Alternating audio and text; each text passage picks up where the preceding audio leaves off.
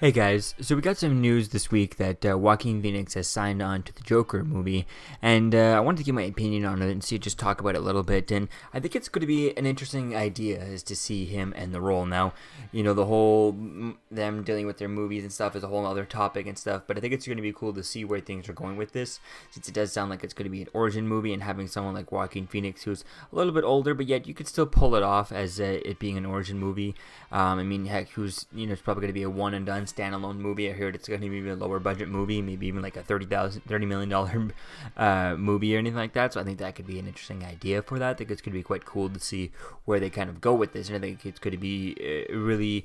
It's really good to having someone like Joaquin Phoenix, who he's an Oscar. I think does he have an Oscar, or he's pretty close to getting an Oscar. He's been nominated a few times, so I think it's really going to be pretty interesting to see as to how things are going to go with that. So I think it's going to be cool to see how they play with it. Do they do the Killing Joke just like they did in the cartoons and stuff? Do they adapt that straight up and just do the whole Red Hood origin to the Joker and stuff? Where do they kind of go with that? I mean, the whole thing in The Dark Knight, the reason why that works so well is that he has so many different origins in that he never, every time he says it, his origin, it's a different one. There is no real origin to it in The Dark Knight. So I think it's going to be interesting to see where they kind of play with this and how he kind of portrays it, and him having, I first came on to Joaquin Phoenix was when I saw him as Johnny Cash in the Walk the Line and stuff. So I kind of always think of him as that character. So it's really going to be cool to see him there, and even since then in other movies I think I watched Her with him in it, but I never really finished that movie. So I think it was just he has such a dark and deep voice that doesn't sound like someone for the Joker. I would have preferred Willem Dafoe as the Joker, but Willem Dafoe still seems a little bit even older than Joaquin Phoenix. Willem Dafoe looks a little bit way older, so they'd have to de-age him a lot. And then I still think I saw some stuff online saying that they're going to try and de-age him a couple of years in the movie. So I think that could probably work to see him in the role. But it's going to be cool to see where he plays this and how is Joaquin Phoenix going to do the voice. How are they going to do that? Personally, I would just get Mark Hamill to dub over for the voice and do that, or at least for the laughs. Maybe he goes so crazy they kind of do a merge of. I would be interested to see if they could do a merge of Joaquin Phoenix transitioning into, the Joker laugh, but have Mark Hamill's laugh from there. I think that would be an interesting idea if they could pull that off. But I think it's going to be cool to see where things go with this.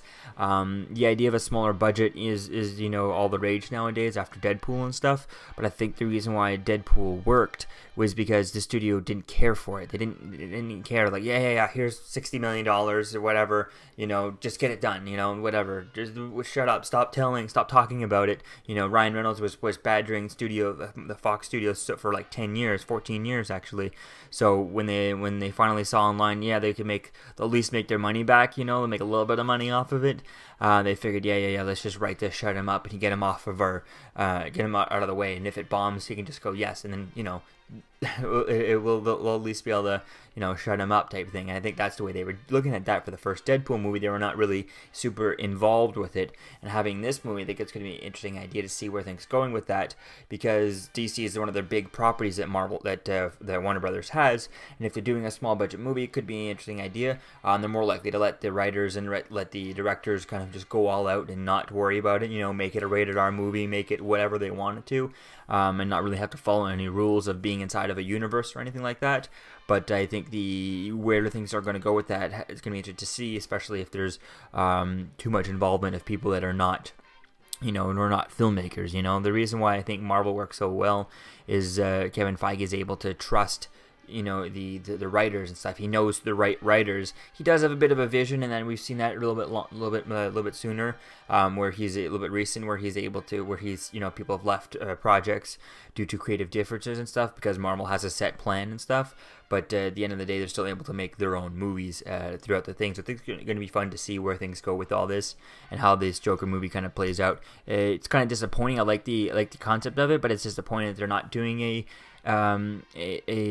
shared universe. I would just say reboot the universe and do another one, just until you get it right and then do it. But I think the idea of here, like they said, they're going to do more standalone movies. I think that could be an interesting idea if they did a bunch of standalone movies and have them not connected, but yet if they wanted to, there's no connection, but there's nothing that stops it from connecting, you know? I think that could be an interesting idea to see that, and that way they can just say, yeah, now they're connected, you know, here you go, and just kind of a little bit of a connection, but nothing that has to be connected type thing. Could be an interesting idea to see where things are going to go with that. And how are you going to do a Joker movie without having the Batman in it? Could be an interesting idea.